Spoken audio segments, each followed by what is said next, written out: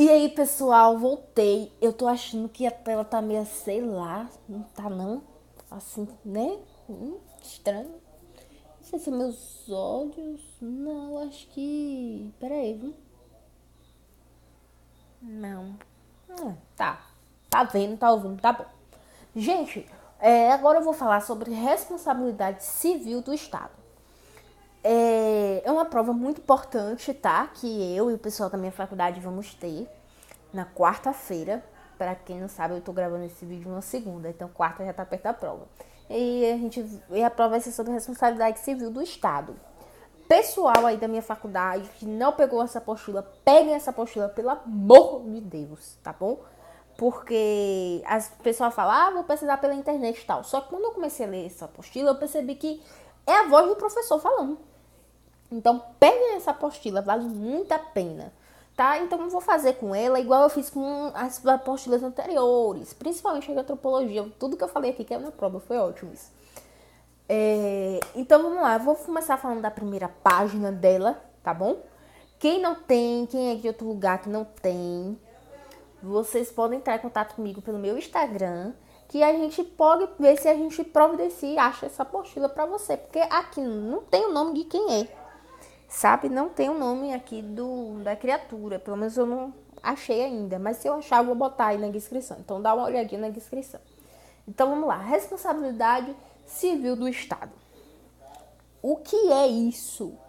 Gente, é um ato pacífico do ordenamento jurídico brasileiro que diz que é responsabilização do ente público, tá? Pelos danos que seus agentes causam a particulares. O que isso quer dizer? Que o Estado é responsável por qualquer dano que ele venha causar a um particular, a uma pessoa. Vamos ver um exemplo de dano. Uma negligência médica em um hospital público. Ou, melhor dizendo, um policial militar, servidor do Estado, de fardado, dentro de uma viatura, bebe e atropela alguém. Embriagado, ele vai lá e atropela alguém. Essa pessoa, ela vai recorrer a quem? Ela vai recorrer àquele policial como particular, processar ele de forma particular? Não. Porque ele está ali, naquele momento, fardado como um agente público, um servidor do Estado. Então, a pessoa vai procurar quem? O Estado, porque ele está ali sob responsabilidade, certo? Ele está fazendo sua função em relação ao Estado. Então, ele precisa se comportar como tal. E nesse momento que ele comete essa negligência, ele comete um erro, é um erro do Estado, entendeu? Então, aquele policial vai passar, o Estado vai passar por um processo por causa daquele policial, e sim, depois o Estado pode sim processar aquele policial, porque ele não é besta, até porque, venhamos e convenhamos que não foi o Poder Executivo que aí atropelou a pessoa, entendeu? Mas a gente vai ver essa questão lá na frente, bora começar aos poucos. Tá? Então, a responsabilidade civil, gente, é uma coisa pacífica, um ato pacífico do ordenamento jurídico brasileiro. Quando um agente do Estado comete uma negligência com um particular, ok?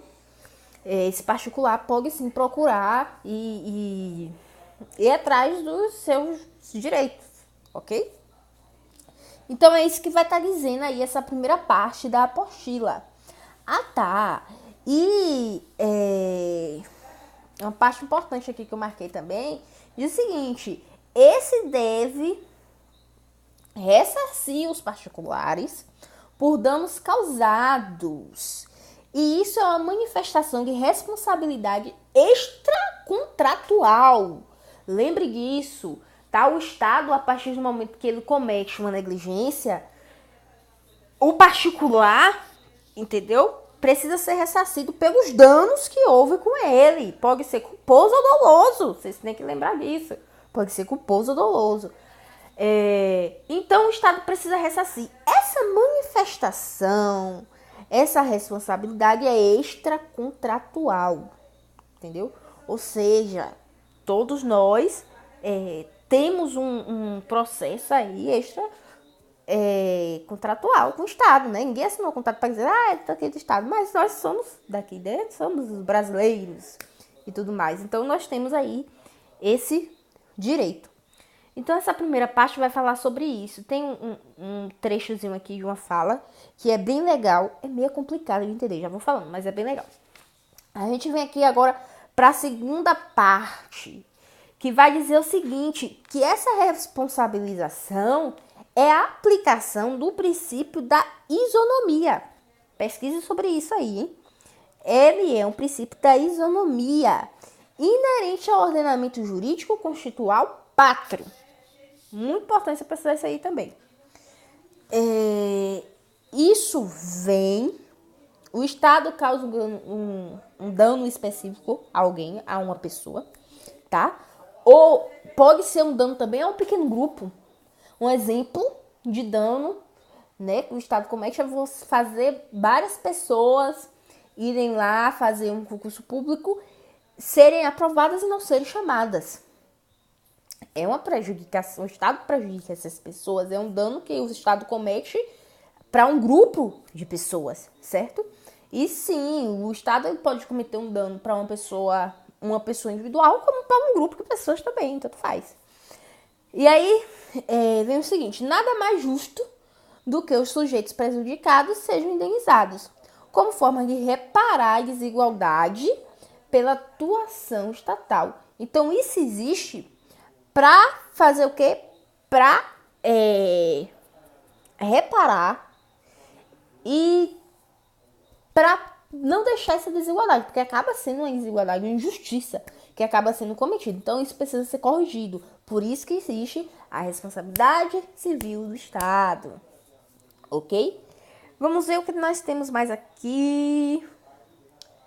Bom, por enquanto, essas são as partes que eu marquei como mais importantes, que tá falando o que é essa responsabilidade civil, né? Que eu vou repetir pela última vez. É quando o Estado comete algo, ou um dos seus agentes comete algo que vai prejudicar uma pessoa. Pode ser prejudicar de forma moral, de forma psicológica, de forma física, e essa pessoa vai procurar o ressarcimento dos seus danos. Isso é a responsabilidade civil do Estado. Ótimo. Mas vamos agora para a parte da evolução dessa responsabilidade civil do Estado. Nós temos aí uma evolução dela no decorrer da história. Então, a primeira teoria dessa evolução que ele vai dar pra gente é a teoria da irresponsabilidade do Estado. É muito simples. Irresponsabilidade já diz tudo. Era uma época em que o Estado não tinha responsabilidade, entendeu? O Estado não tava nem aí. Era a época das monarquias, certo? Onde existiam reis, onde as pessoas se achavam soberanas. Ainda traz uma frase assim, o rei nunca errava. O rei era o máximo. Ele fazia as leis, e tem outra parte que diz assim, era uma personificação divina. Então, ele fazia as leis e ele não estava nem aí se essas leis fosse prejudicar alguém. Ou ele não estava nem aí se algum de seus servidores prejudicasse alguém. Por quê? Tudo era dele, ele que mandava e ninguém poderia recorrer a nada. Se acontecesse um dano a outra pessoa, problema da pessoa, tá? Você não podia importunar o rei por conta de um dano que ele cometeu com você, entendeu? Então, no Brasil nós não tivemos essa responsabilidade porque na época que o Brasil foi descoberto já existia certos tipos de responsabilidades, vamos supor, certos tipos, vocês vão conhecer aqui que não era tão assim também, mas já existiam certos tipos que responsabilizavam o Estado. Então nós não sofremos com isso aqui, beleza? Mas teoria da responsabilidade do Estado sim o que a palavra diz. O Estado era irresponsável, entendeu? Ele fazia as suas leis, ele não estava nem aí, o rei nunca errava, o Estado não admitia falhas. É simples. Teoria da responsabilidade é fácil de gravar, certo? Próximo, responsabilidade com previsão legal. Olha, aí no decorrer do tempo falaram assim, bom, vamos aí resolver esse problema, né? O povo, na verdade, começou a pedir. Isso surgiu, acho que foi esse. Isso surgiu na França, com uma história muito triste de uma garotinha que passava ali numa ferrovia e, pum! Ela sofreu um acidente ali naquela ferrovia. E o que aconteceu? Ela sofreu um acidente, minha gente, e ela morreu. Acho que ela morreu, né? Aqui na história, ela foi atropelada por um vagão ferroviário. Aqui não disse se ela morreu, mas eu creio que ela morreu, né? Felizmente. Então, a sociedade lá na França, claro, as revoluções todas começam na França, que a França é massa. Aí lá na França, o pessoal, nós precisamos que o governo repare os danos que são cometidos que eles cometem com as pessoas. Então, o que é que eles fizeram? Então tá bom, então vamos reparar, né, alguns danos. Mas foram causas muito pontuais. Eram causas restritas, praticamente não existia causas, entendeu? Eram casos muito raros que o governo aceitava de ressarcimento para os danos que ele cometia. Então, a responsabilidade com previsão legal, existia um ressarcimento do Estado, entendeu? Porém, era para casos raros e era restrito. Nem todos tinham acesso a esse ressarcimento, tá bom? Agora, falando no Brasil, o Brasil surgiu com a criação do Tribunal do Conflito em 1873. O Brasil teve o Tribunal de Conflitos, que era para resolver esse conflito aí, né? Posteriormente, isso foi evoluindo para uma responsabilidade subjetiva, que a gente vai ver na estante. Mas voltando à responsabilidade com previsão legal, o Estado passou a se responsabilizar, porém só por alguns casos raros, tá? Eram casos restritos, não era tudo, entendeu? O governo ainda agia muito irresponsável, era responsável só com pouquíssimos casos, mas já se tinha uma preocupação, né? As coisas começam pouco a pouco. Então, logo em seguida a isso aí, veio a responsabilidade subjetiva, que foi a que teve no Brasil aqui, depois aí do Tribunal de Conflitos, foi se recolocando aí essa teoria da responsabilidade subjetiva. O Estado, ele começou a admitir sua responsabilidade, agora sem necessidade de expressar isso numa dicção legal, tá? E aqui, minha gente, ele põe a responsabilidade em cima do agente público, em cima da pessoa que estava ali trabalhando junto com ele, entendeu? Então aqui ele começa a admitir algumas coisas, alguns danos. Aqui vai ter o dano, o nexo de casualidade, o elemento subjetivo. Essas três coisas, minha gente, era o que você tinha que provar que o governo fez. Você tinha que, na teoria da responsabilidade subjetiva, e que pode ser chamada também de teoria civilista, você tinha que provar.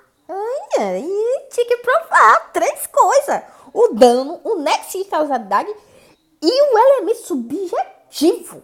Brincadeira. Aí outra coisa, isso tudo tinha que ser o culposo todo.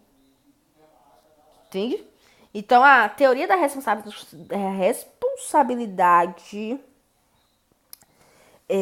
subjetiva tinha que ser provada.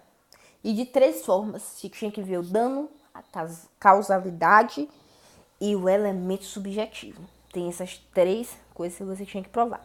Interessante que ela vem de uma doutrina civil, tá? Civil, ok? Ela estava dentro do direito civil, dos moldes do direito civil, certo? E aí traz aqui que para nós brasileiros ela entrou no Código Civil de 1916, certo? Essa questão aqui da responsabilidade subjetiva. E o interessante disso é que no decorrer da apostila você percebe que houve algumas adaptações, mas nós continuamos com essa teoria de responsabilidade subjetiva, teoria muito antiga, por sinal, né? Mas vamos lá. Então a vítima do Estado tinha que provar, certo? A culpa do agente, ok? Um erro lá da administração que teve, tinha que ter essas três coisas. Quais são as três coisas? De novo, dano, nexo de causalidade, o elemento subjetivo. Isso tudo é da teoria da responsabilidade subjetiva. Então a gente pode resumir ela que você tinha que provar, certo? Mais duas teorias aqui para a gente finalizar essa primeira parte. Teoria da culpa do serviço, a responsabilidade. Teoria da culpa do serviço. O que é isso? É a responsabilidade subjetiva baseada na culpa do serviço. Você vai dizer o seguinte: rapaz, o serviço não funcionou direito. Não está funcionando, estava fechado, não sei o que aconteceu. O professor falou isso na sala, muito bem falado, entendeu? Muito bem falado, muito bem explicado. Quando você chega lá para querer esse serviço e o local que você foi, o órgão público estava fechado, ou houve atraso, ou simplesmente o serviço não existia. O Estado disse que existia e não existia. Isso aí é a teoria da culpa do serviço, ok? Ainda assim, gente, com essa teoria, continuava muito difícil. Muito difícil de você provar que não teve, que você teve lá e que não aconteceu aquele serviço. Então, ainda assim, era bem raro alguém conseguir sanar os danos que o Estado cometeu com a teoria de serviço, tá? Ela também não se baseia na culpa do agente, mas do serviço. Então, era uma culpa anônima. Ninguém sabia de quem era a culpa. Era uma coisa que realmente não tinha como se resolver. A teoria da culpa do serviço vai se basear em quê? Na falta do serviço, no atraso do serviço, no fechamento do serviço. Se lembre disso. E a última teoria que a gente vai trazer aqui é a teoria da responsabilidade objetiva. Que vai dizer o seguinte: responsabilidade objetiva do Estado, muito bem definida por Celso Antônio Bandeira. Quando eu li esse nome, eu lembrei daquele ator lá, Bandeiras, não sei onde. Mas continuando aqui. Ele vai dizer o seguinte, eu vou ler porque é interessante, mas cumpre a apostila. Ele vai dizer assim: a responsabilidade objetiva é a obrigação de indenizar que inculpe alguém em razão de um procedimento lícito ou ilícito que produziu uma lesão na esfera juridicamente protegida de outra. Você entendeu alguma coisa? Nenhuma, mas vamos continuar. Portanto, para comprovar que houve, basta uma mera relação casual entre o comportamento de um agente público e o dano. A teoria da responsabilidade objetiva, gente, ela vai se firmar no princípio da legalidade, certo? Então, não precisa você ter várias provas, não. Só precisa você provar que houve uma relação ali entre você, o Estado e o dano. Pronto, acabou. Você disse: não, eu estava lá e aconteceu e eu fui atropelado pelo policial. Pronto, já era. Já foi. O Estado, ele tem que ressarcir, a não ser que ele prove o contrário. A teoria da responsabilidade objetiva é a melhor de todas. Você vai chegar e vai falar: não, o Estado realmente, o policial lá, agente do Estado me atropelou. Tá? O dano tá aqui, quebrei minha perna por conta disso, certo? Então, tô aqui processando agora aqui o Estado. Aí o Estado, ele precisa provar, ele tem que provar que isso não aconteceu. Se ele provar que isso não aconteceu, aí outra história. Mas, se ele não provar, ele precisa ressarcir o quê? Os seus danos. Também é uma responsabilidade extracontratual que corresponde à obrigação do poder público, tá? Essa relação aqui também é extracontratual, que corresponde à obrigação do poder público. É muito importante lembrar disso, certo? Aqui, ó, na página 1, 2, 3 da apostila, nós vamos ver mais algumas coisas que vão explicar essa relação aí da objetividade. A gente vai ter alguns exemplos e é muito importante que você leia isso. E vou ler aqui só o finalzinho para a gente finalizar, que diz assim, ó. Por fim, cumpre ressaltar que a responsabilidade do Estado no Brasil configura-se objetiva. Mudou.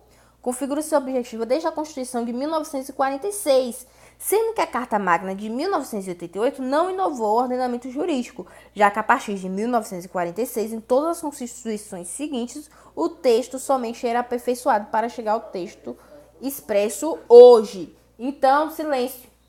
Então, nós não vivemos mais sobre uma teoria subjetiva, nós vivemos sobre uma teoria objetiva, porque eu acho que é uma das melhores de todas. Mas tem 3 coisas aqui que você também precisa provar nessa daqui, hein? A má conduta do agente, isso é óbvio, né? Você não vai passar ninguém aí sem saber o que é que essa pessoa fez.